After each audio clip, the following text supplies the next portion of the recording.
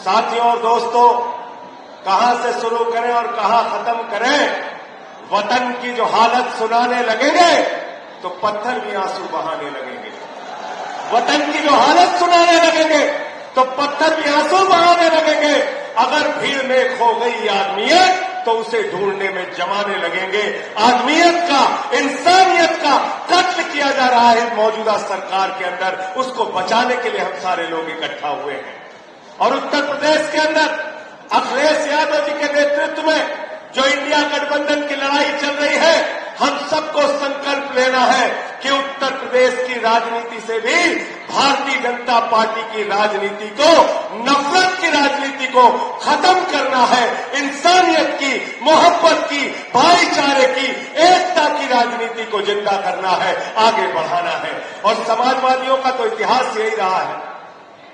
मैं एक दिन बता रहा था अखिलेश जी को, मैं समाजवादी युवजन सभा में था, मुझे गिरफ्तार किया सुल्तानपुर के जिला प्रशासन ने और हमारे 2 साथी जेल में रह गए। मैं अपनी जमानत उठा के दोबारा जेल में गया। 6 महीने जेल में रह के आया हूं और निकलते ही नरेंद्र मोदी जी से मैंने कहा, आपकी किसी जेल, लाठी और मुकदमे से मैं डरने वाला नहीं हूं।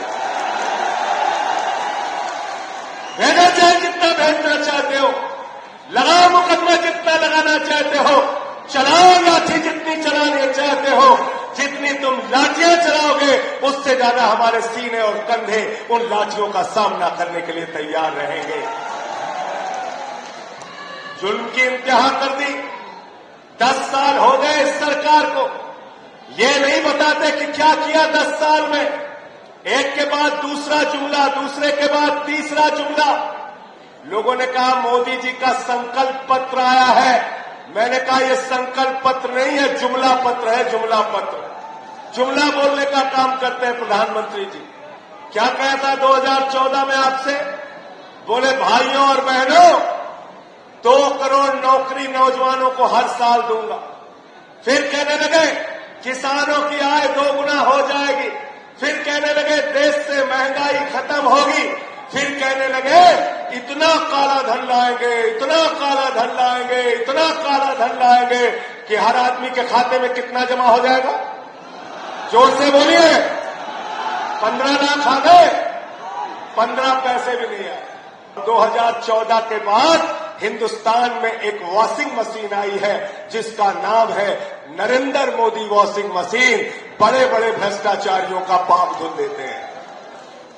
एक फिल्म आई थी, राम तेरी गंगा मैली हो गई, पापियों के पाप धोते धोते। भाजपाइयों के लिए मैं कहना चाहता हूं, भाजपा तेरी पार्टी मैली हो गई, गुनहगारों के पाप धोते धोते।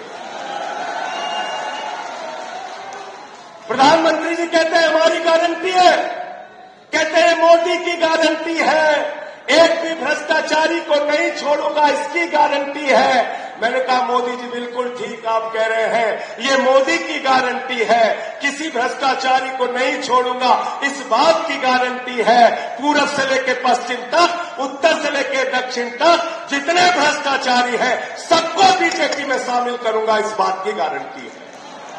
उन्हें ये फिक्र है हरदम नया तर्जे जफा क्या है। उन्हें ये फिक्र है हरदम नया तर्जे जफा क्या है। जफा मतलब होता है अत्याचार। उन्हें फिक्र है हरदम नया तर्जे जफा क्या है। हमें भी शौक है देखें सितम की इंतहा क्या है। हमें भी शौक है देखें सितम की इंतहा क्या है।